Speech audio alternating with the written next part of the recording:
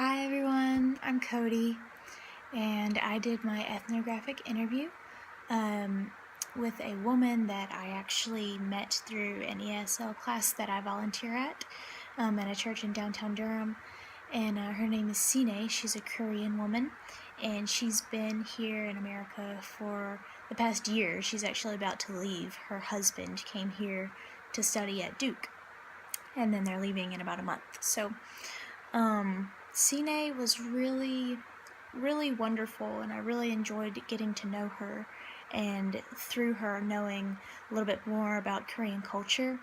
There were several things that surprised me about the Korean culture, so far as finding much more similarities to America than I thought I would find.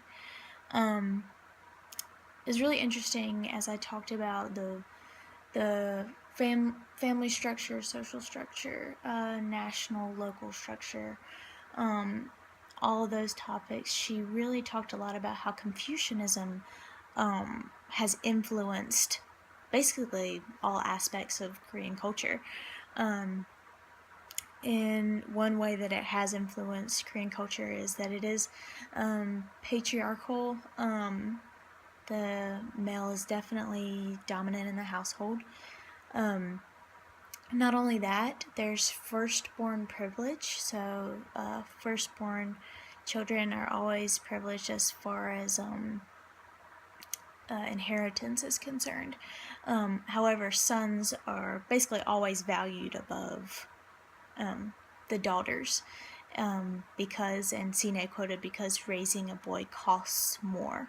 And a lot of that mentality comes from Confucianist thinking, which she said that a lot of people in Korea don't necessarily adhere to Confucianism, but the influence has just been passed down for so many generations that it's just a way of thinking for them.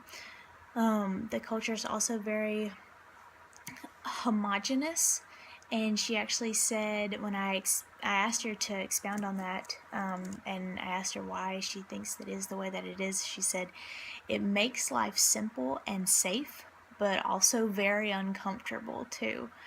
And I asked her what that meant, and she said, because everyone's basically striving for the same goals in life, life in Korea is very competitive.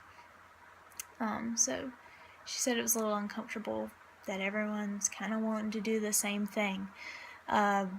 Korean culture is also very capitalistic. I don't really know why, but that kind of surprised me. They have a very go-getter mindset, and that affected a lot of what she had to say after that, because Korea is an honor and shame based culture.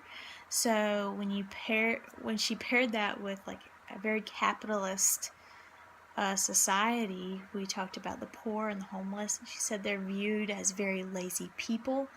Abortions are very normal in Korea, and it's not really a big deal in Korea because single motherhood is looked down upon, and because nobody, these women don't want to lose face, they have abortions. It's also a taboo in Korean culture to adopt, because taking care of a child outside of your bloodline is a no, because bloodline is very important in Korean culture. Sine also said that their culture, or the religious structure of the culture, is very atheistic. That was interesting, because I think a lot of Americans seem to believe that Buddhism has a strong hold on like Asian culture across the board, but I think that might be a myth. Korean culture is mostly atheistic. Sine kind of described this mentality in Korea that everything's working great. Our technology, our society as a whole, my family, everything's functioning good, so why fix what's not broken?